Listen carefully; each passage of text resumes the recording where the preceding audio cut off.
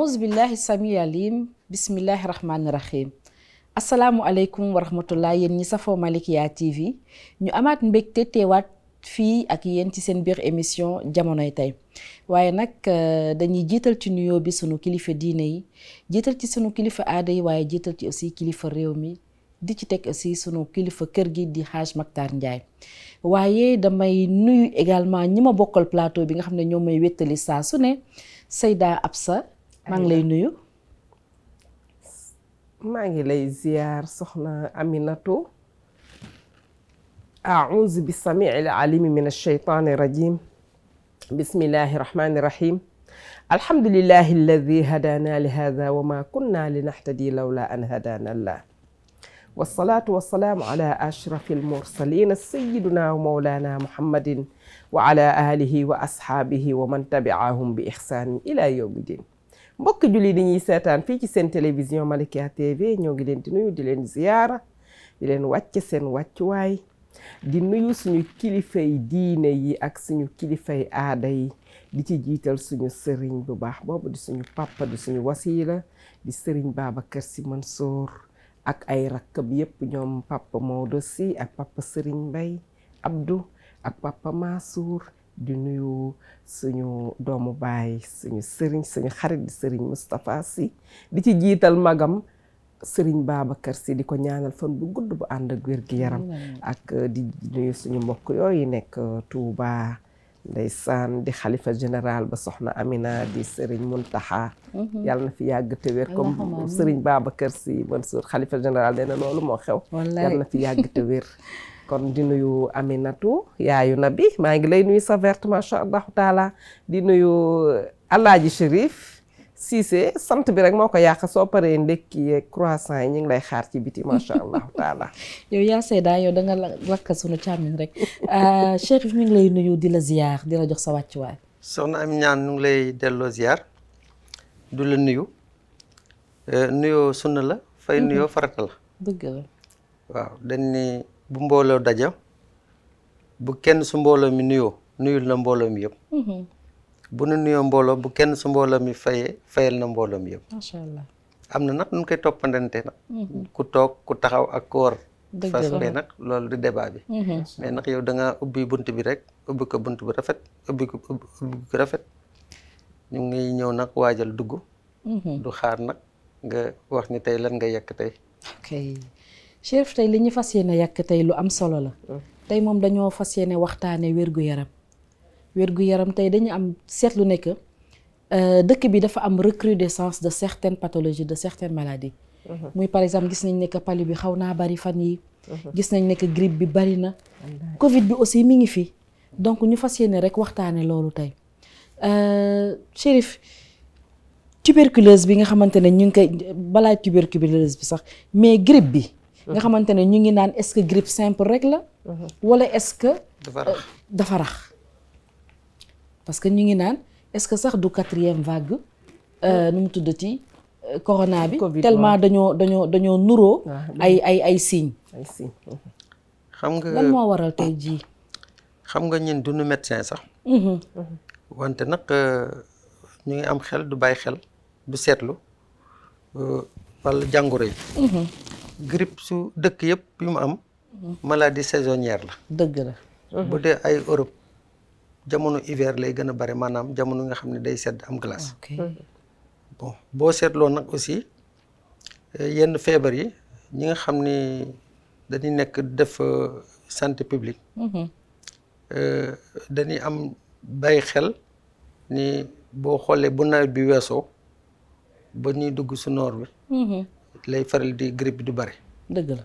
boo xoolee nag ñun ñi nga xam ne aussi suñu réew yi. am ñu ay canalisation nga xam ni booy dox ndox yi salte yeeg ndox yi nekk su canal yeeg yëpp ay jaxasoog suuf si mu tooy du wala ngaan bu demee nag ba taw bi wees ndox moomu na nga xam ni dafa nekkoon su ànd ak ay salte bu woowee day nekk pënd pënd bi bu jógee nag am na ñoo xam ne dañuy am ay allergie dëgg la am na ñoo xam ne itam feebar bi daf leen di dugg lu gën a bare buñ si amee seetlu comme ni ñuy wax rek ne pali accès gun si sax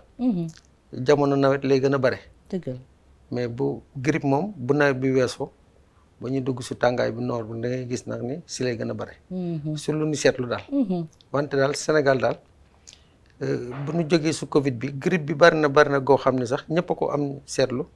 nit ñaa ngi sëqat am na ñoo xam ni seen bakkan mu ngi kule. mu ngi sotti. ñi nga xam ne nag seen jàng xarañ na su wàll googu. war nañu xool dëppale ko. ak jamono ji mu tollool waaw wante nag nit ñi nag affaire santé moom comme ni nga ko waxee du docteur bi rek la concerné. affaire santé moom dafa nekk loo xam ne boo ko bëggee saafara da ngay xool li si bokk yëpp. moom li si bokk yëpp buñ ko doon xool du ko càmbar da ngay xool nit ki su boppam moom mooy premier docteur boppam. parce que santé dafa am lu ko jiitu damay faral di wax ne loo gis rek am na lu gën a bare am na lu ko lalta moo koy baaxal. comme moo koy bonal. day mel na julli rek jàpp ko jiitu. nuróowuñu bokkunu mais boo jàppalee doo am julli. santé aussi balaa ñu koy wax day am hygiène. te hygiène nag set. loolu yaakaar naa ne war nañu gën a xoolaat suñu bopp su wàll googu. Chérif kooku day ñëw dugg ci dernier point bi. dernier point bi waaw. voilà parce que moom la ñuy mujjee traité xanaa rek ma bàyyi yaa Seyda moom itam mu wax tuuti. ci moom ni mu remarqué xeetu feebar yi ni ñu baree temps yi. waaw soxna Amina macha allahu taala feebar yi bari na lool. torop te feebar dafa metti ndax jullit bi nga xamante ne yàlla teg na ko feebar nattu la nag ndax bu fekkente ne yow dangaa feebar dafa am loo xamante ne dina ko def ci nit. soit mu faral la ay bàkkaar. dëgg la walla mu nekk yéeguwaay boo xamante ne day yéegi sa màqaama. sa martaba macha allahu taala walla mu nekk loo xamante ne yaa koy nag fàggul sa bopp. ndax léeg-léeg nit buñ la ne yamal fii nii nga koy defee bu ci ëppal. yàlla mën na laa suturaal ba du la indil benn conséquence. ndax yonent bi sallallahu alayhi wa sallam yàlla da ko ni laqad kaana lakum fi rasulillahi uswatun xasanatun. dani ko man de dama laa yebal ci nit ñi ngir nga nekk ki nga xamante ne ci ñoom nga nekk di leen dimbali bi nga leen di dimbali yow danga koy defee ni mu rafete ak ni mu selle ak ni nga xamante ne moom noonu laa la ko digale ma bëggee ko noonu. bu ko defee boo ko jëflanteeg ak nit ñi wan leen ko ndax yow exemple nga ci ñoom. bu ko defee duñu am benn xat-xat ci seen biir ndax jullit bi nga xamante ne dafa ñàkk wér-gi-yaram ñi nga xamante ne ñoo nekk ak moom walla environnement bi muy dunde walla moom ni nga xamante ne noonu lay dundee moom loolu daf ko war a bàyyi xel bu baax a baax a baax dafa war a bàyyi xel moom mi wéradi yàlla teg ko feebar dafa war a xool ni muy dundee ak fi mu nekk environnement parce que léeg-léeg feebar li ma wax sànq rek dina ñëw te yaa koy fàggul sa bopp ndax soxna Amina feebar toujours dina ñëw ci nit li koy indi mooy ñàkk assainissement dina indi feebar. mooy hygiène bi. hygiène bi lu ci am solo la. hygiène bi Chérif doon wax ni lu am solo la ci bàyyi ko xel set ci sa bopp. set ci fi nga dëkk. set ci li ngay lekk. set ci li nga xamante ne moom ngay jëflante ak nit ñi ngay xool sa bopp. bu ko defee yàlla mën na laa muccal ci feebar. waaye feebar daal. wax dëgg yàlla. xëy na ñun ragal nañ ko ci benn côté. waaye nag mag ñi. bu ñu mësaan a toog dara dalu leen dañu naan man lan laa def yàlla. kon macha allahu taala bu fekkente ne jàppee nañ ko noonu rek te nag ku feebar da ngay faju nag. yonent bi nee na bu ngeen feebaree na ngeen faju waaye lii xew léegi comme ni ko Chérif waxee grippe bi metti na te dafay fekk Covid bi ndax léeg-léeg nga am grippe nga soj sa bopp di metti xoolal Covid bi dañu ne bopp bi metti bakkan yi kuule ak tàngaayu yaram te noonu lay commencé su ko defee nag mu indi la paludisme macha allahu taala lu doy waar la nañ koy maytu bu baax wér-gu-yaram daal ci nga mën a defe sa lépp te mooy jàmmi lépp nañu fàggu bu mën a am suñu wér-gu-yaram ak fàggu li ñu koy indil yaakaar naa moo gën di ci sàggan ba leneen di ñu dal ndax daf ñuy maanaam daf ñuy bu fekkente ne yow da ngaa nekk koo xamante ne dooy wér li nga bëgg a def yëpp doo ko def doo mën a lekk doo mën a doxi say itte doo mën a dem ci nit ñi da lay baare daal ci lu bari kon yàlla nañ yàlla may wér amiin yàlla nañ yàlla may wér comme ni ko Chérif waxee rek ñu gis ne que fin de saison bi ñu nekk ni nga xamante ne dañuy def transition jóge ci période du taw nawet gi war ko jeexal dem ci beneen période kon dañuy gis changement climatique boobu moom mooy waral tey jii am yu bari di génn te effectivement buy ñëw dafay am yu muy àndal comme ni ngay wax kii bu wowoon soppalu ku nekk pënd nekk poussière jóg nit ñi di ko noyyi mu yëngal yenn allergie yi yëngal yenn feebar yi moo tax ñu gis ba pare nag naaj bi daal di xaw a metti aussi saf parce que période bi tam buy changé naaj bi day daal di saf te dafay fekk tam nit yi ñu ngi ci seen soxla di ko doxi ba tax na kon tàngaay boobu dina leen jàpp ak yenn allergie yi ba nga xamante ne moo waral tey jii ak piqûre moustique yeeg ainsi de suite ñu gis soit palu bi bari wala grippe bi bari te grippe bi moom buy ñëw dafay daal di indi ay bopp yi metti indi socc bu tar indi yaram buy tàng di ak yaram yax yuy metti tayal gi gémmiñ bu lewet mi ngi noonu donc daal xam naa ni doon na gën a tee neex bu ñu amoon nu mu tuddati avis wu médecin bu ko defee moom ñu gën ñoo yaatal gën ñoo wax ci grippe bi nu muy dikkee ak ci nit ñi ak naka lañ ko mën a fàggandikook yooyu waaye rek liñ ci mën a wax daal mooy seetlu nañ ne que fan yi moom bari na torop bari na te mi ngi sonal nit ñi voilà te mi ngi sonal nit ñi kon ñun nañu fexe jël suñuy matuwaay ba mën ko moytu te ni grippe bi baree palu bi bari noonu la ñu gisee itam tuberculose bi bari Chérif. waaw soxna Amina xam nga dañuy wax ni jàngoro bu yàlla wàcce rek wàcce na lu ko saafara. dëgg la suñu benn kilifa diine dafa daan wax ni moytu mën naa tax a mucc. loolu day dugal prévention. waaw te boo xoolee su système santé bi. prévention dana si jouer rôle bu mag. mais prévention itam laaj na lu bari li nga xam ne daf ko lal. lu deesu prévention am na éducation à la santé. am na aussi promotion de la santé. am aussi veille sanitaire sécurité de la santé. yooyu yëpp nga xam ni ay politique la. de santé nga xam ni état bi nga xam ni dafa yore ministère bi nga xam ni mooy toppatoo wér-gu-yaram mi. moom moo ko war a mettre en place. mais boo xoolee prévention lu nga xam ni maanaam lu ñu wax ni fàggu moo gën faju su ñett anam rek la tëdd. benn bu si jiitu xam ni feebar bii lii moo koy indi ñu waajal ko bala nga xam ne mooy tax feebar bi ñëw. feebar bi bañ agsi kooku mooy benn bu si njëkk. am na beneen ñaar fàgguteef bi nga xam ni itam am na si. maanaam bu feebar bi agsee. balaa muy sore. ñu faagaagal ko. fekk amagul doole. loolu day indi ay dépistage. loolu mooy indi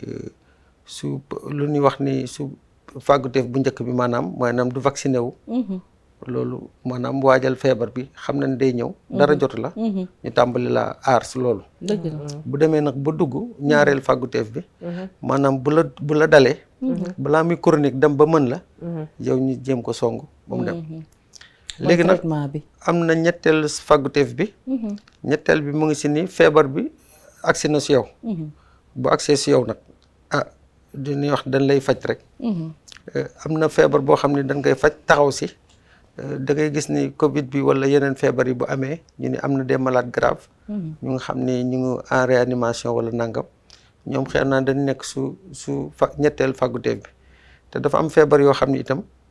boo si demee ba nga xam ne wér nga si day am ay jeexital yu muy def sa yaram. nga xam ni boo bu feebar bi jóge na si yow wante am na ay jeextal yoo xam ni dafa laaj par exemple nga defaat rééducation nga xam ni da ngay ñëwaat toog nga xam ni boo feebaree ba pare da ngay def benn période boo xam ni convalescence lañ koy tuddee maanaam wér na ba pare mais doole ga mu amoon balaa muy feebar amagu ko effectivement ñu delloo siwaat sa doole boobu médecins yi nga xam ni yàlla def na ni ñoom xerañ nañ si loolu seen xam-xam xerañ nañ si loolu ñoom xam na naka la ni fàgg loolu mais de manière générale loolu fàggute fi la rek mais benn système de santé publique moom dafa nekk ñi nga xam ne dañuy faj ak ñuy faju dafa nekk loo xam ni kenn mënul dem bàyyi sa morom dëgg la parce que am na ñoo xam ni tey feebar bi mu ngi jógee su environnement bi maanaam dëkkuwaay yi soit ndox mu nuy naan dafa sellul wala lu nuy noyyi su ngelaw li itam sellul mën na indi yenn xeetu jàngoro mën na am ni dëkkuwaay itam na ngeen dëkke parce que boo xoolee nit ñi dañuy ni dëkkuwaay xat na parce que dañuy wax ni nit ki dafa am espace vital da ngay gis benn néeg boo xam ni fukk nit ak juróom dëkk fa wallaay ndax jamono neexul wallaay kii saa mën na nekk ay daan doole yoo xam dañ fi ñëw am ñu doole ñu jël benn néegu 50 000 chaque weer ku nekk fay 5 000 ñu nekk fukk si néeg bi yow nag kii boo jógee dem parcelle kii jógee gannaaw raay kii dem jóge Tivaouane Pël foo dem rek di nga fa fekk jàngoro di nga ko fa indi bàyyi ko fa di nga ko fa jële bu ñu dajalee ñoom ñëpp ñu nekkaat si benn néeg day mel na ñu tegoon benn ndox raxasu rek comme jamono buñ ko daan def temps mu njëkk ba mbayee nu daan def nga xam ni ku nekk fa nga jógee ak sa microbe ngeen bokk benn raxasu au lieu yow ngay set mais yow da ngay jëlaale sax feebar kii donc environnement boobu aussi am na solo système de santé bi itam am na solo parce que war nañ def ni nga xam ni tey bu accident amoon comme yenn pays développés yi nga xam ne chaque 30 kilomètres chaque 20 kilomètres am na benn ambulance bu prépositionné nga xam ne bu dara xewee balaa 5 minutes mu agsi si yow léegi nag gis na ni comme sapeur pompier yi am na loo xam ni itam ay man seetlu naa ko léegi bu accident ñëw amee ak xat-xat yu am su embouteillage ak yooyu dana am ay moto bi day am benn kuy dawal beneen ku nekk su gannaaw nekk benn infirmier nga xam ne bu accident amee ambulance mënul jàll ñoom motard boobu nga xam ne yoonam mën na gën a gaaw ñooy njëkk a ñëw def les premiers soins parce que gis nañ ni itam lu bare ñi nga xam ne dañuy gaañu su feebar prise en charge tardive bokk na si itam luy rey nit ki maanaam nit ki accidenté na wala feebar na mais tel fàgguteef bi yéex ko jël nga xam ni donc affaire santé dafa global bu ñu demee ba si biir dañ xam ni dafa nekk lu complexe loo xam ni ku nekk du docteur rek moo si war a am sa xalaat ndax docteur lu mu la mën a faj boo feebaree day ñëw laaj la lu la jot yow yaa ko mën a leeral wan ko yoon bi mu xool moom fa muy jaar ba mën a saafara yow lu la jàngoro dëgg la te Chérif docteur bi ma ci doon waxtaanal keroog di ko laaj tuuti mais tuberculose bi lan moo tax mu bari doole lan moo tax mu dellu siwaat moom li mu ma xamal mooy li nga wax junj nga ko sànq mooy ne que tuberculose bi ñaar la ko nit mën a am soit dafa récidiver mooy daloon na la ba pare ba nga jàpp ni wér nga mu dellu siwaat wala boog yow sa yaram dafa def résistance mooy ne que yow amoon nga tuberculose ñu jox la garab pour nga faju au lieu que nga def sa traitement ba mu jeex nga daal te ñun sénégalais ñun dañ cee aay da ngay commencer faju tuuti nga tane tuuti rek nga teg sa garab bu ko defee soo tegee loolu nag yow comment dire kii bi bactérie bi virus bi moom dafay daal di mel ni ko adapté wu waat day adapté wu waat léegi pour tuberculose bi daanelaat la lu yomb lay doon moo tax ñu gis ne que tuberculose bi jamono yii dafa bari lool dafa bari nag kii te mi ngi koy wax naan antibiotique itam boo ko dee faral di jël lu yàgg da ngay dem ba sa yaram daf koy miin dootu la jariñ dara donc yow boo fu la feebar bi daanelee nga jël antibiotique bi pour traiter tuberculose boobu fekk sa yaram miin na ko ba pare moom léegi day adapté wu rek ba tax ne léegi dootul mën a lati feebar bi dara donc feebar bi tam pour mu songal également lu yomb lay doon donc wax na ma daal ne que ñett yii mooy récidive bi mooy comment dire résistance bi ak sa yaram dem ba miin antibiotique bi lii ñetti kii yi waral na temps yi tuberculose bi ñëw ak doole lool sonal nit ñi. xam nga problème mu hygiène dafa doy waar parce que ñin par exemple da ngay xool surtout des problèmes d'hygiène da ngay seet fa ngay lekke yow coiffeur ba lay wat léeg-léeg bu la watee boo xamee ni am na la gaañ-gaañ doo ko mën a xam tant que bu la watee ba pare jëloo alcool def ko sa bopp boo defee sa bopp da ngay gis ni kon am nga gaañ-gaañ yi sew ndax sa bopp bi day fet dëgg la yow da ngay gis nga jël benn yére fëgg jaay xamoo fu mu jógee te bitim réew itam am na ñoo xam ni fëgg jaay dañ koy poudre mën na sax jóge si nit ku deewoon ñu dindi ay yéreem wala nit ku feebaroon ñu jël ay yéreem boole ko si ëmb yi rek dugal ko si yow rek da ngay ñëw sol dëgg la te da am yenn xeetu jàngoro yoo xam ne ñoom mën na toog lu mat fukki at du nelaw du xaar lu ko yee du xaar lu ko yee bu nekkee si conditions yi favorable da ngay gis du bàyyi da ngay gis sax des fois léegi borom xam-xam yi da ngay gis ñoo xam ni deewoon nañ lu mat ay junni at moo amoon ay jàngoro yu leen reyoon ñu fexe ba yeewaat jàngoro yooyu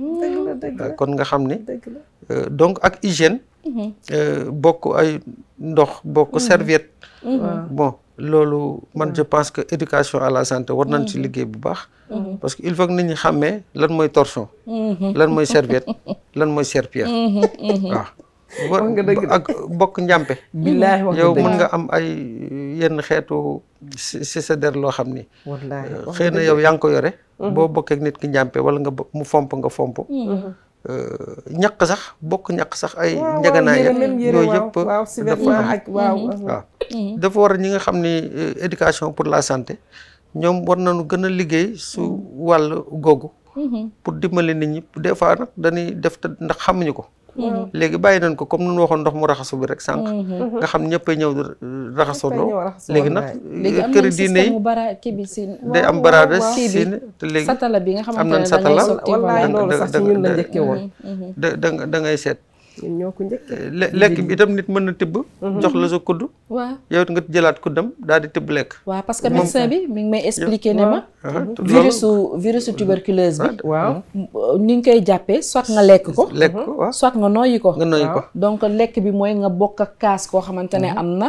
kii bi wala mu lekk ci kuddu nga ñëw lekk ci kuddu boobu wala sax nit tufli waaw tufli boobu wow boobu noonu nga mu nekkaat poussière nga ñëw nga lekk ko xam nga nag soxna Amina nañu waxante dëgg te yàlla tax ñin africains yi lu gën a bari sénégalais yi dañu am setu ganaar parce que man boo demee si réew tubaab yi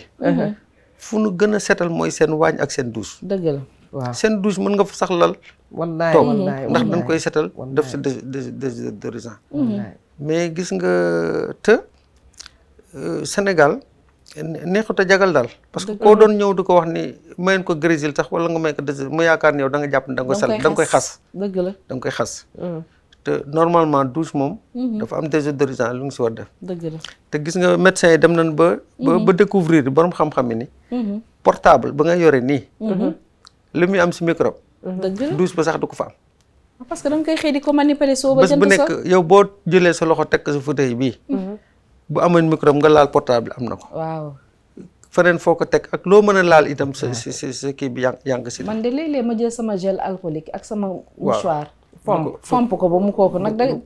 dafay kooku day teel jàngoro nu mu mën a dugg si nit aussi dafa ñëpp a koy def sax donc hygiène boobu c'est très important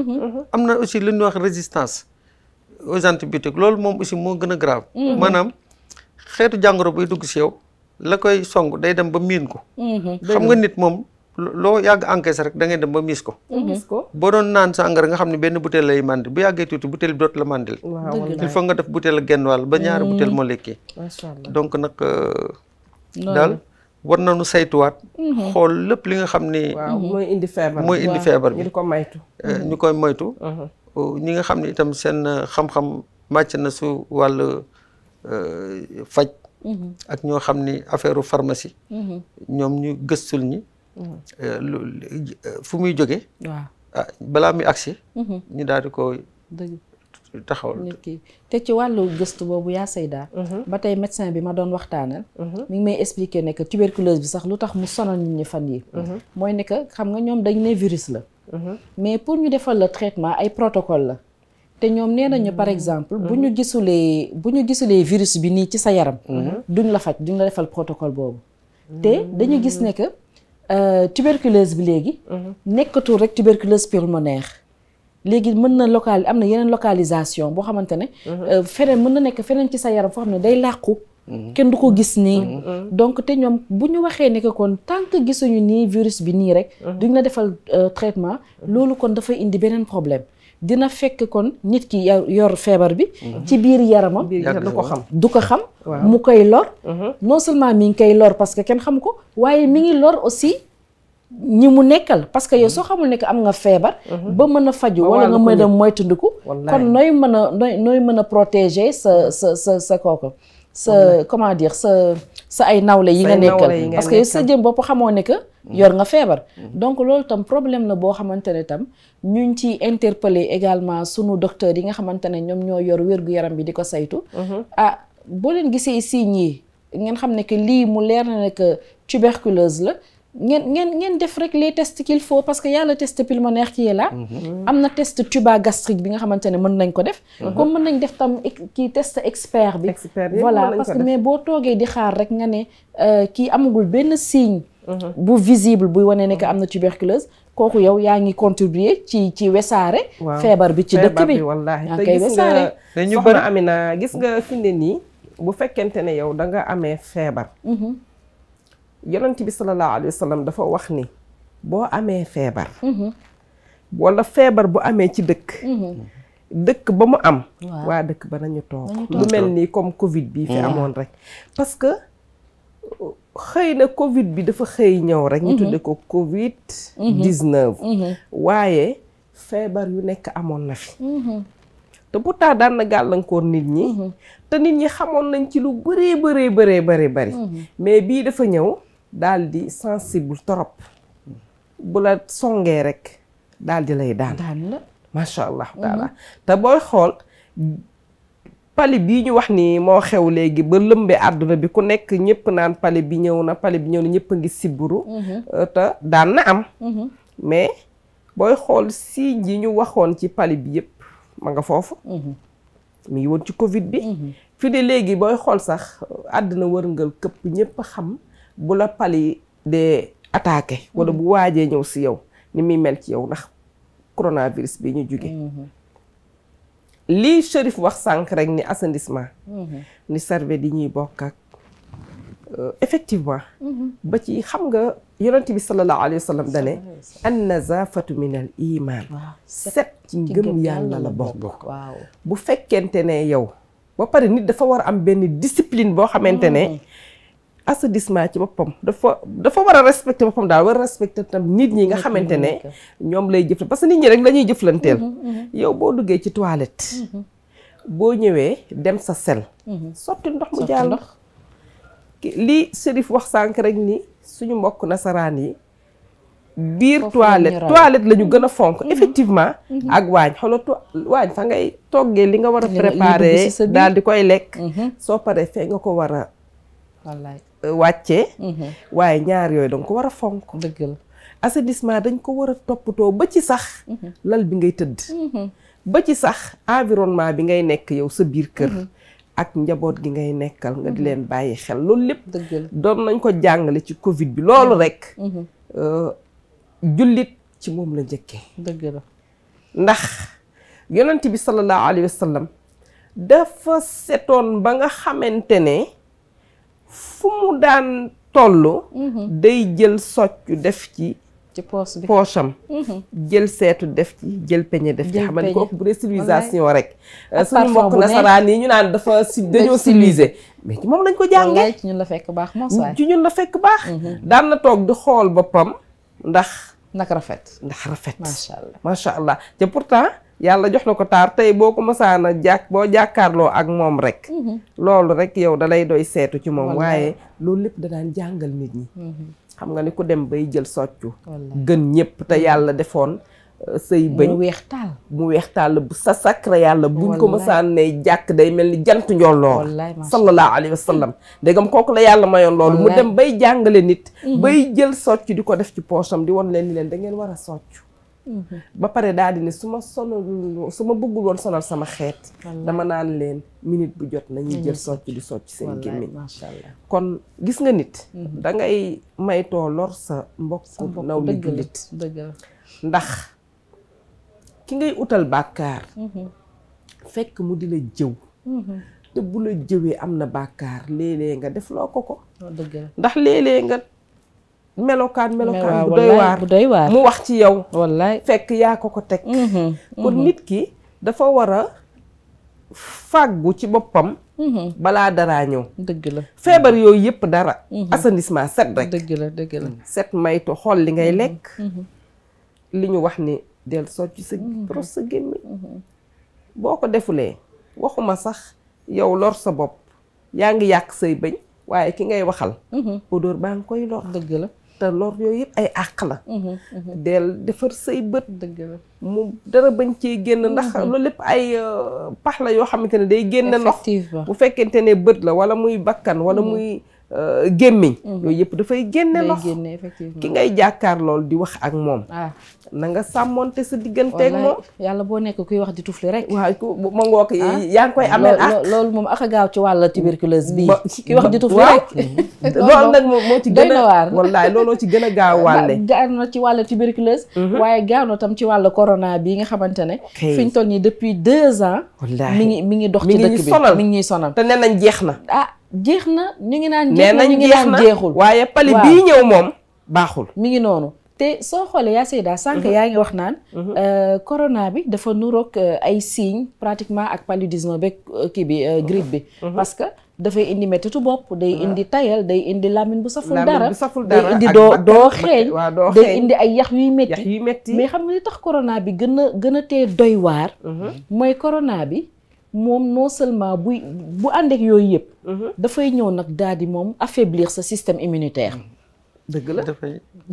daf koy néewal doole li nga xamante ne moo la war a tàggat wallaahi pour nga mën a am doole pour mën a xeex bépp feebar bu nekk ci yow corona bi moom daf koy ñëw néewal doole non seulement loolu mais corona bi dafa am beneen spécificité mooy sa deret lay wayal mu nekk ay lumbu deret te ñëpp xam nañ waaw loolu la coagulation du sang boobu noonu moo sonal nit te ñëpp xam nañ balaa la daal bu deret wayee balaa la bu dawatul ci yaramu nit ça veut dire que tam oxygène amatul ci yaramu nit te ñaar yooyu oxygène ak deret moom fu ñu manqué rek feebar taxaw na te nit ki yaa ko mën a dindil sa bopp xam nga bokk na aussi soxna Amina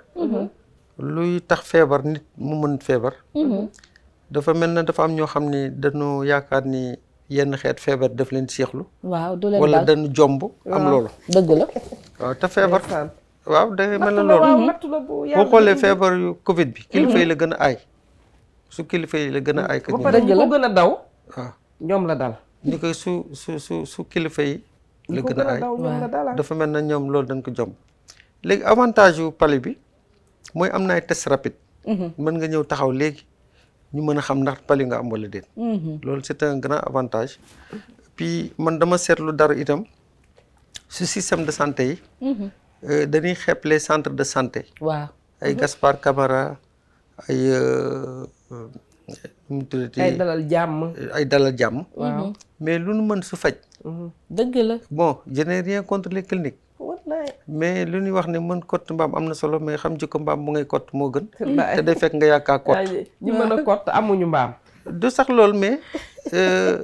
da ngay gis tey un médecin ñëw bugg gis veine waaw du ko mën a am jël veine tout à fait du ko mën a gis mu am benn infirmier bi nga xam mu ngi nekk 60 de santé yooyu bu dóoree sa loxo ni ko taf rek def ne veine bi génn waaw expérience wala bu la ñëwee jam la rek mu dugg mu dugg te xëy na médecin bi loolu du ko am dëgg la te en réalité santé système de santé amul c'est pas le médecin qui est le plus important aussi dafa mel na armée rek armée dafa am benn grade boo xam ne moo gën a am importance armée mooy sergent wala su ay gendarmerie mooy adjudant chef léegi nag kilifa yi nga xam ne ay colonel lañ wala ay généraux des fois état major dañuy toog fenn fu sedd taal ay climatiseur du xam. mais armée da ngay dem ba nga xam ne dañ lay wax ni c'est le terrain qui commande. c'est ça. xam nga officier supérieur bu la waxee c'est le terrain qui commande. daf lay wax ña nga xam ne ña nga front ba. ña nga xam ne ña nga su gannus bi. réalité luñ si maîtriser jànkoonte tous les jours tout à fait ñun am ñu si maîtriser. xanaa kay ñin yàlla day def ñun ñu xeetu xam-xam nga xam ne jàng. ak xereñ. dañuy boole seen doole. pour mën a daan kile. kii itam jàng na ba xereñ xam ban yoon ngay jaar. mais ka am itam xam naka lañ koy doxale ay infirmiers ak les du leen wax dox seconde catégorie parce que amul catégorie. parce que ñoom ñoo ko bokk. loolu le système de santé est un système global. tout à fait. te waa service d'hygiène aussi c'est un poste bi nga xam ne ñu ngi ko négligé système service d'hygiène comme temps bu njëkk ba contrôle économique. nga xam ne seen taxawaay dafa war a am solo. parce que ñooy pomper. di désinfecter ci biir kër yi. parce que dafa am benn problème bu grave boo xam ne. li ñuy wax ne les infections nosocomiales. su hôpital maanaam da nga fay indi feebar bu ndaw. jëlee fa feebar bu mag wala yenn xeetu feebar. wallaay assainissement bi. parce que tout simplement. hôpital bi war nañ def environnement bi nga xam ne dañuy ber ñoo xam ne dañu am yenn feebar yu gaaw wàlle. ak du def assainissement ak hygiène. man mas naa fàttaliku sama yaay dafa amoon suukar. ma koy bëgg piqûre big su dem hôpital su kiyam. infirmier bi jël benn aiguille rek jam ko avant may jël big bi sax mu jam ko mu jël. man ko waa defal mun ma noo aiguille bi man ko noo xam naa aiguille bi mais big bi moo gën a kii que maire bi nga jël benn aiguille rek jam mais ba mu jamee bés kii bi kiiwul mu samp aiguille bi su matelas bi. xam nga ñoom matelas éponge lay am ba pare am si toile. deret bu génn mu bëgg sempi bëgg jàppaat man ma téye loxo bi mun ma lay def ni man xam nga lu may def. man du ma médecin du ma service d'hygiène. mais lal bi nga xam ne ay feebar malade bu feebar jóg keneen tëdd nga ñëw aiguille samp ko si bu ko sempi du ko sampaat su baaraam c'est-à-dire le geste banal li ñuy wax le geste banal qui tue dana war a nekk au niveau des services hospitaliers souvent da nga gis ku ñu opéré du sax feebar bi nga xam ne moo tax mën la opéré mais manque de stérilisation instruments yi nun ko waroon stériliser ba nga xam ne infection du si am ak wala environnement bi nun ko waroon kii opéré nañ ko génn war nañu pomper war nañu nettoyer affaire yeeg nangam te loolu responsable yi nga xam ne ay médecins lañu bon souvent su hôpitaux yi day am ay major ñoom ñooy toppatoo administration par exemple bu dee dentiste wala ay benn corps de médical ñoom ñooy toppatoo loolu mais loolu day dem ba nga xam ne dañuy miis loolu ba nga xam ne dañuy ñëw rek sànni wallaay am na aussi beneen problème bi nga xam ni mooy les déchets hospitaliers. da ngay gis ci ku nu opéré dagg sa benn baaraam. wala wàññi sa benn cër. wala ñu am lu génn sa nangam. mais loolu da ngay ñëw ñu sànni ko sa ay déchets. te alors que hôpitaux yi dafa waroon am incinérateur nga xam ni bu nu génnee benn jàngoro boo xam ni sa yaram. dañ koy yóbbu foo xam ni dañ koy incinérer ñu lakk ko. yooyu di nga gis tey ñuy demaat su ay xale yoo xam dañuy gaaw su décharge hôpital yi. du jël ay masque du ko fóotaat. wala du jëlaat ay piqûres yi nga xam ne dañ ko piqûre woon ne sànni ko du ko recycler waat wala du jël li nga xam ni normalement bor ñu ko sànni loolu da nga ko war a détruire ce qui fait que nga xam ne affaire jàngoro affaire feebar affaire prévention dafa nekk lu complexe loo xam ne et puis aussi ñu wax autorité ni la politique du tout va bien c'est pas une bonne politique kooku politique de l'Autriche la sax waaw ni tout va bien parce que bëgg nga président ni yow lu ma yore amul problème war nañu bàyyi ñi nga xam ne ñoo nekk fa nu ne ñu jox leen voix à la parole parce que ñoom ñoo xam hôpital bi ñu dem fii metti war nga yow en tant que directeur hôpital de temps en temps nga ubbi douche ubbi toilette dem xool cuisine yi dem su gannaaw hôpital bi fu ñuy sànni mbalit yi nga taxaw xool ko di xool waaw parce que ay déchets hospitaliers yooyu yëpp mu wër na yow dañ ko war a lakk ba mu kii du loo xam ne dañ koy sànni parce que mën na sànni jóge benn feebar boo xam ne day jóge fii Yoff infecté koo xam ne ma nga mbëbës wallaay wala ma nga Tivaouane Peulh ndax tout simplement benn seringue boo xam ni feebar bi dafa kii te détruire ñu ko mu dem ba foofu loolu am na ce que fait que nag yu sew la mais yu nu war a càmbar la yu nu war a bàyyi xel la te Chérif ma dama dugg ma ne doguma la foofu sax mais gis nga wàllu cër yi ñuy dagg noonu te sànni ko rek noonu te lañ ca war a def defuñu ko mooy soit ñu incinérer ko wala lan est-ce que xam nga ni boo ñu duggee ci li ñuy wax médecine quantique benn médecine façon médecine boo xamante ne lawul torop mais ci médecine quantique dëgg la naan cër boo xamante ne da nga ko dagg ci nit te toppatoo loo ko ni nga ko war a toppatoowee ba nit ki mu tàggoo ak moom soit dañ koy suul wala dañ koy lakk wala ni ñu koy mën a def est-ce que xam nga ni loolu moom mooy indi li ñuy wax les membres fantômes waaw mooy nit ki di mel ni mi ngi sentir ne que tànk ba ñu dagg ci moom mi ngi fi ba tey wala loxo baa ngi fi ba tey te li gën a metti mooy mettit ba ko sonaloon daf fiy des ba tey dëgg fii des mu koy sentir ba tey parce que lu tax membre boobu nga dagg yow toppatawloo ko ba suul ko na nga ko war a suulee wala nga lakk nga defar ko daal na nga ko war a defaree ba nga xamante ne tàkkalikoo boobu dafay am loolu protocole lañ koy tudde nit lépp looy def rek war nga ko tëral sa ay protocole yoo xam ne da nga ko étudier benn chaîne la si hôpital nag procédure ak protocole sunu mbokk kii dañ koy bañ parce que man am na fu ma nekkoon doon toppatoo affaire ay gan yuy ñëw ak fu ñuy jaar te dañ daan dugg sa ay gaal léeg-léeg ban bu ma ñëwee damay dugg si gaal yi jubal si douche marin dañ mais Cissé yow doo marin sunu gaal bi da ngay ñëw dun man que si du ma marin mais man maa nekk responsable du bien-être des clients donc clients yi fu ñuy toog fu ñuy jaar ak yëpp war naa ko seet ba nga xam ni dama ni lu nekk rek looy def da nga ko war a dëppale ak lu mu méngoo ak lu ko yelloo man je peux pas comprendre par exemple nga bëgg dugal benn ay tubaab fenn ñoom xamuñu ay sata la mais da ngay xool bu fekkee am nga papier toilette nga wut ko bu amee savon liquide nga wut ko bu amee déodorant yooyu yëpp dana war a nekk des réflexes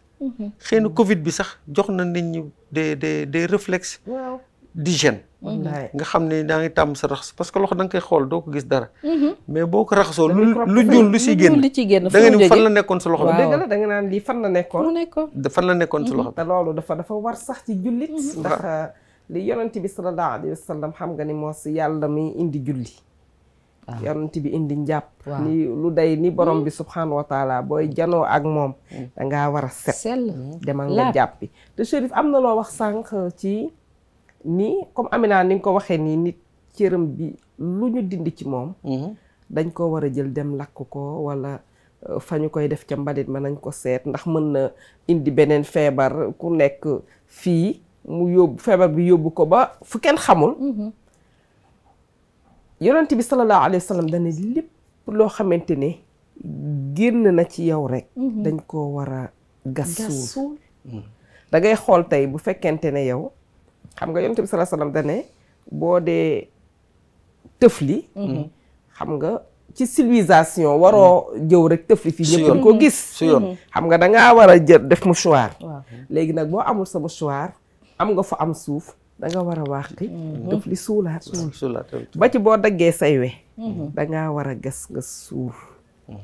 gis nga lépp lu génn ci yow te gasoo ko suul bu yomal xiyaamee dinañ la ko laaj ni la anam ana cër boobu ana loola moo tax mag ñi bu ñu mësaana couper say we parce que normalement jullit tous les 40 jours dafa war a defaraat boppam dafa war a wataat karawam dafa war a daggaat ay wewam daal di civiser ci boppam defaraat bu ko defee yooyu mag ñi buñ ko mësaan a def dañuy fekk sax ndeysaan léeg-léeg nga gis mag ñi sax daan nañ wax naan fu sedd fi may jàppe demal nga suulal ma bu ñu daggee seen we pare ni demal nga suulal ma ko ca fa may jàppe ndax muy sedd toujours kon macha allahu taala wax nga foofu lu am solo gis nga soxna Amina assainissement gis nga lii Chérif wax lu jara bàyyi xel la kon ñi ngi woowaat suñu mbokk docteurs yi surtout directeur hôpitaux yi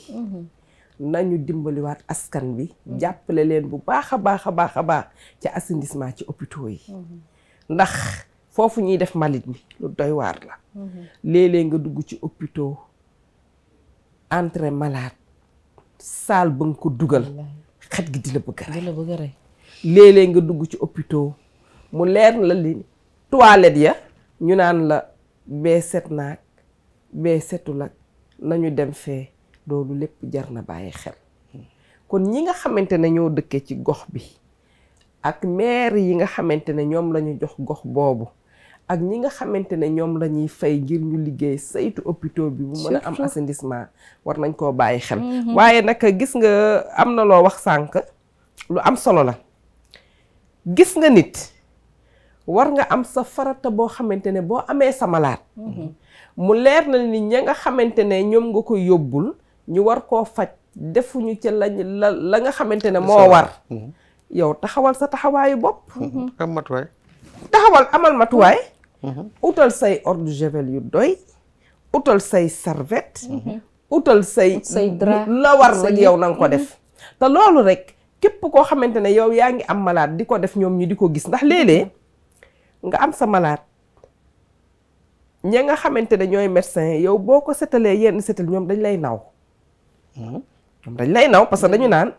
dëgg sa malade bi dina neex a faj ndax yow sax da nga koo setal xam nga loolu njàngat la ñoom nag ci loolu la ñu war a jànge waaye nag li yonent bi di wax toujours rek ni lépp loo xamante ne yaa ko responsabiliser ëllëg di nga ko teg ci taabal ji mu leer naa ñi ci sa diggante ak sa borom loolu lu am solo la kon ministre bi nga xamante ne moom la ñu dénk santé war naa saytu loolu bu baax directeur yam fay teg war nañ cee bàyyi xel ña nga xamante ne ñoom la ñu jox ñuy liggéey ñoom tam dañ cee war a bàyyi xel ndax du damay liggéey dama koy defee ni ma neexee bu weeru deewee dinaa jot sama salaire nu ma neex laa koy defee wala damaa sonn gis nga nit na def li muy def te nga xamante ne daf ko waxante ak nawleem na ko defee na ko yàlla bëggee bu ko nit ñi fayul sax yàlla dina ko fay ndax ku def lu baax am lu baax amul kuy def lu baax leneen di la ca fekk moom kay da ngay sonn ba naan est-ce que man dinañ ma fay yàlla ni maa ngi gis de te maa ngi dégg te xam naa lu waay def boppam ni amal ma shitta kamaata dinatu daanu lu waay lépp la nag dinañ la ko fay boo bëggee mu rafet na nga ko rafetal ci ñëpp waaye su fekkente ne dangaa bëgg leneen nag moom xamal ni loolu rek ngay amaat wóorul nañ leen jàppalante waaw soxna Amina yow de yaay séddale jàppalante waaw xanaa dama doon am benn point rek bi ma doon bëgg ñu wax ci comme que fi ñu toll ni macha allah wax nañ ci paludisme bi wax ci grippe bi wax ci corona beeg yooyu beneen point bi ma bëggoon rek parce que nee nañu 5 minutes rek ñu dese muy passe sanitaire bi passe sanitaire bi nga xamante ne nee nañu c'est obligatoire waaw loolu damay wax ju gàtt rek pour dëggal kii avant ñuy sore si loolu benn sunu magu kilifa diin dafa doon wax ni boo amee fulla da nga si boole fayda fulla mooy nga fexe ba li ngay bañ kenn bañ la ko teg wante bu amee ku ëpp luñ ko doyee ba mu teg la ko fexeel ba nga am fayda foo xam ne fa mu la ko tegee nga teggee ko foofu moo taxoon kooku ba mu bëggee jam piqûre bi kii su mat la bëgg ko jamaat sama yaay dama téye loxoom dëgg la ensuite pour bañ a dugg si passe sanitaire bi dafa am beneen élément janax ak mbóot mbóot mooy lu gën a dangereux wallaay te gis nga da ngay ubbi sa waañ guddi gi mu mel ni yow da ngay reer da ngay yar ñoom ñu ngi xëdd janax it doo xam sax parce que mbóot su foos lay dëkk janax itam fu tàng ak fu bon rek lay dëkk bu laalee sa ñam unk moom waxaale wuñ ko ak tout ça kooku moom yent bi fu ngeen ko gis donc nga xam ni kooku baaxul nga xam ni dafa nekk xoolal ñun sunu des fois wàññi mbóot yi de man bu ma gisee mbóot dama yaakaar jaar laa gis fu ma ko lij dama leen du dama koy def kii déclaration de guerre waaw léegi maam xalaat mbóot de moom mën na bari ci si yi ndax ñam yi bari macha allah xam nga yéen moom li ngeen xam nga li tax mbay ni duna am mbóot ñoom duñ desal ñam desal dara dañu moo tax dina am mbóot dina am janax yéen ñaar gis nga passe sanitaire yéen ñaar dama dugg seen diggante xam nga passe sanitaire li may faral di wax ni solution du décret du solution déedéet waaw décret du solution boo seetloo ministre de l'éducation waxoon na ni avant ñuy ubbi élèves yëpp dañuy ñàkku baa duñ jàng loolu la waxoon ak professeur mais gis nga impossibilité matérielle dafa am su politique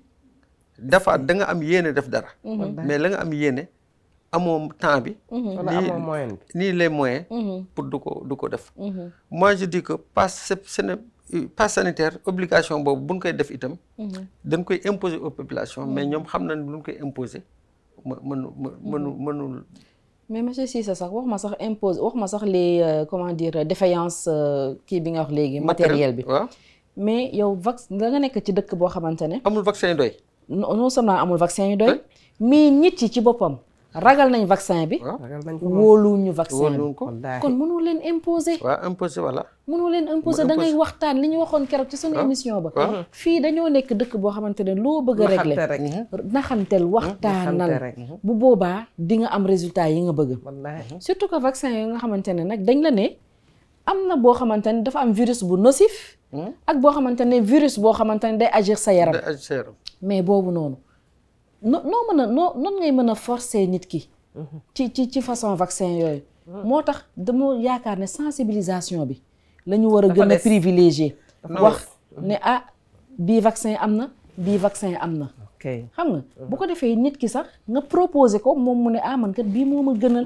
su ko defee loolu yow di nga mën a atteindre sa cible di nga mën a atteindre say objectifs mais soo ñëwee yow leerul ci boppu nit ki ragal na ko nga bëgg ko imposer vaccin nekk bu dul loolu doo mën a dox say soxla. loolu mais dafa mel na mbayeen bu dugg si restaurant boo xam ne am na menu yu bare.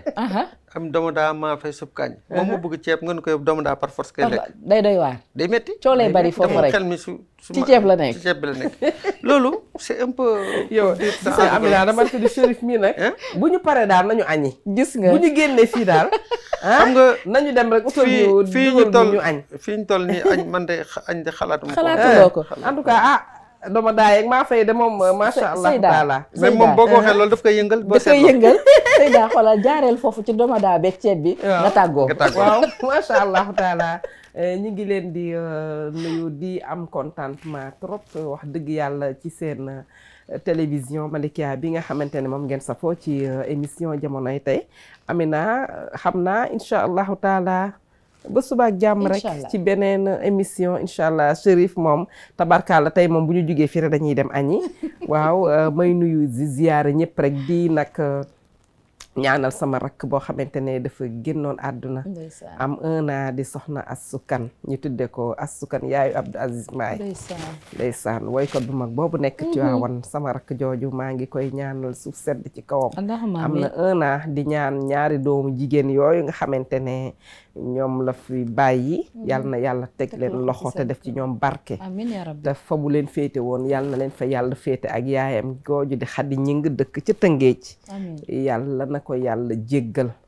aare ko aljanay firdaws bi jaay Seyduna Muhammad sallallahu alayhi wa sallam di nuyu rek sama woyjur bu jigéen di ko ñaanal fan bu gudd bu ànd ak wér gi yaram di nuyu nag Alaaji Maxtaar Njaay suñu nijaay yal na yàlla yëkkati teleem bi ba fu mu ko bëgg a jëmale mu jëm fa di jaay Seyduna Muhammad sallallahu alayhi wa sallam di ñaanal nag sama mag Adja Seyda Fat Bintu Jóob bu TFM wallaay sunu yaay ju baax sama xaritu xol sama mag sama macha allah man idole ko def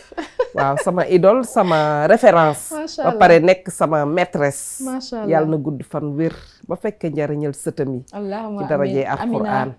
ak Amina waaw wax macha allah wa axiru daawaana an alhamdulillahi rabbil alamina wassalaamu aleykum wa rahmatullahi wa barakatuhu waaleykum salaam waaw am na Amina la ñuy wax am na yoo xam ni su àddina dafa amul njëg jàmm amul njëg qualité amul njëg sécurité amul njëg moom sa bopp amul njëg mais santé itam amul njëg wallahi ndax tey moom bu la soo wéree mën a def lépp benn sëñ bi wax yàlla nga ko fekkee te tal ko loo mën a am te amoo wér-gu-yaram wallahi loo fekkee boo ko talul tam doo ko mën a jariñoo benn patron dafa feebar patron ni ko man de sama titre kër yëpp buñ ma mayaatoon ma dund weer sama kër yëpp ma joxe ko moom waxul sax mu gudd fan wala nee na weer rek dund wallaay ndeysaan te deful sax 1 semaine mu gaañu kon nag wax dëgg yàlla comme yonent bi sallallahu alayhi wa sallam amoon na bokk na suñu wax ni sa ba ngay wér ngay sóoraale sa feebar ba ngay nekk xale ngay sóoraale sa mag ba ngay mën ngay sóoraale sa tële wallaay waaw yooyu yëpp daf ko dajale bari na sax mais comme santé la macha allah kon nag sa ba nuy wér daal la ñuy waajal suñu wér di daal waaw ñun dañuy wax ni am na foo xam ne boo fa toll yaay nekk sa docteur bopp yaay nekk sa sëriñ bopp jàmm ak xewal soxna Amina jàmm ak xewal ba beneen émission incha allah kon mbokk yi gis ngeen lii lañ fi indi woon tey waxtaane santé dans la généralité santé nag suñ ko bëggee am il faut leen moom ñun ñu def ko mu nekk sunu credo mooy lan ñu am civisme parce que ku am civisme rek mooy mën a am hygiène de vie bu mat moom mooy mën a am nu mu tudd ci discipline pour mën ci tënku parce que nee nañu boo kuy jaaral yoon yombul te neexul mais nag faaw nga am discipline pour loolu mën ko dëkk di ko sax saa di ko dëkkee saa su ne kon nañu góorgóorluwaat ci sunu wér-gu-yaram respecter les mesures barrières gën a fàggandiku di xooli docteur bu ñu sentiree lenn lu jaarul lu ñu yëg ci sunu yaram waaye surtout ñu am hygiène de vie pour mën a am la santé pour mën a am wér-gu-yaram mbokk yi lii lañ leen indiloon am yaakaar ne amoon na njëriñ ci yéen ñun nag amoon nañu mbégte jàkkaarloo ak yéen pendant ce petit quart d'heure di waxtaan ak yéen di leen jox rek dig daje suba incha allah ci seen beneen émission jamonoy tey ci biir Malikia TV